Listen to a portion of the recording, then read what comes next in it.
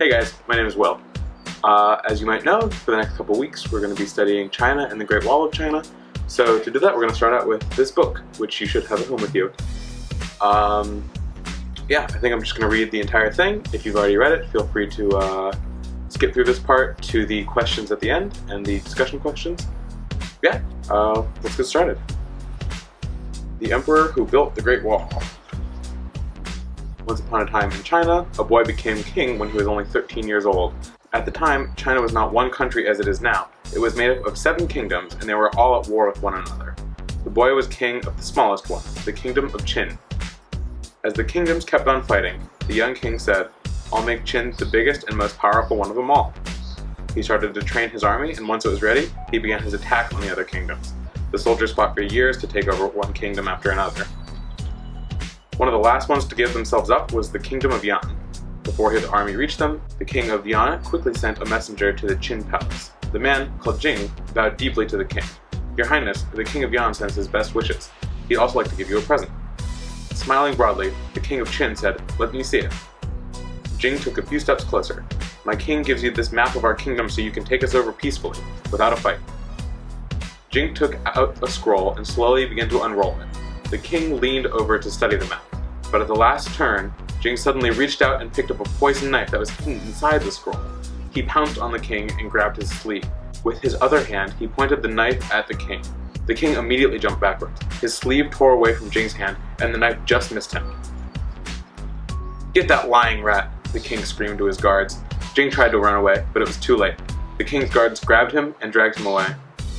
The king stamped on the floor in anger. "Soldiers, attack the kingdom of Yan right now!" At once, his army launched their attack using the map as their guide. The kingdom of Yan was taken by surprise and quickly gave up against the king's powerful army. Soon the rest of the kingdoms followed. The king of Qin was pleased to be the leader of all 7 kingdoms. He said, "The title of king isn't enough for the ruler of such an enormous country. From now on, I will be known as Qin Shi Huang, the first emperor of China."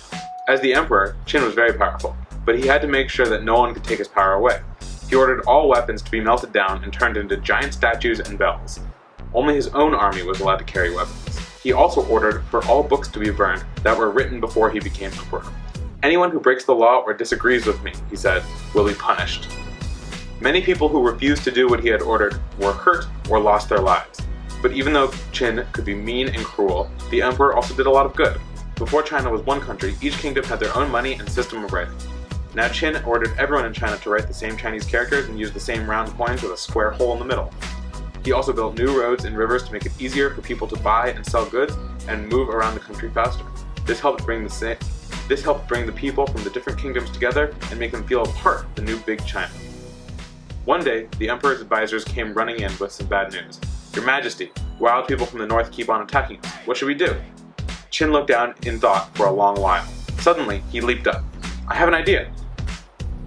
He pointed towards the north. "Get as many strong men as you can. I'm going to build a long wall to keep us safe." Qin got hundreds of thousands of people to work on the wall, which is now known as the Great Wall of China. The men worked all day long in the burning heat and the bitter cold with little to eat or drink. More than 1 million people died building it, so the Great Wall is sometimes called the longest cemetery on Earth.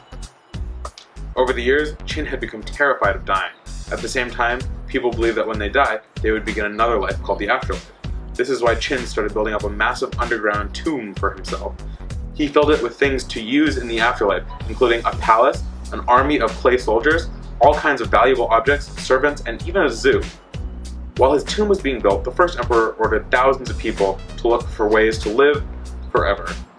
But no one had been able to find it until an old man came to see him. He said, "Your Majesty, I found a magic potion that will make you live forever.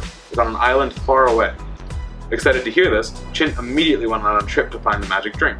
While traveling, he had a dream about a strange sea creature stopping him from getting the potion. He told his servants, "Travel ahead to the sea and get rid of those creatures."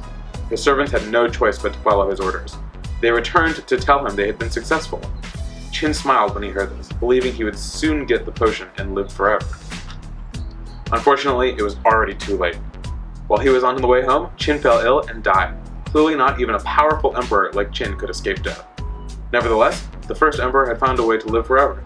Today, more than 2,000 years later, People come from all over the world to admire the Great Wall of China and the clay warriors in the first emperor's tomb. Most of all, the name Qin has lived on in the word China. The end. Alright, now we're going to go to sort of a quiz section to test your knowledge of the book. Pretty simple questions, just going to be very straightforward. The answers are right down there at the bottom. I'm trusting you not to cheat. I trust you like that. What did the young king of Qin do to become the first emperor of China? A. He killed the old emperor and sat on his throne. B. He attacked the other 6 kingdoms, overtook them, and made them into one big country. Or C. He sailed away to faraway lands to tell the world that he was the new emperor. 2. What were some of the good changes that Qin made that helped China? He made everyone write the same Chinese characters and use the same coins. He burned books that were written before he was emperor. He melted down all the weapons and turned them into statues. 3. Why did the first emperor build the Great Wall? To keep dangerous animals out of China, to keep China safe from attacks from the north, to give people of China something to do. What do you think? 4. What were some of the things found in the emperor's tomb?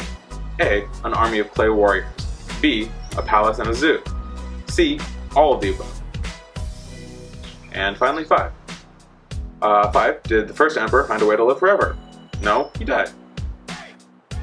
Yes, he's still alive in his tomb. Or yes and no. He died, but his name still lives on in the word China, and what he built still exists today. Alright, so now that we're done with the book, let's think of what we know about the emperor. Of course we know he built the Great Wall, we know that he conquered the 7 kingdoms, but what do we know about him personally? So think of 2 traits that the emperor had. 2 that I can think of are 1, that he was paranoid, and 2, that he was ambitious. So just why don't you tell me 2 traits that you think he had? And then after that, I sort of want to know, what do you think of the emperor as a person? Was he good? Was he bad? A little of both?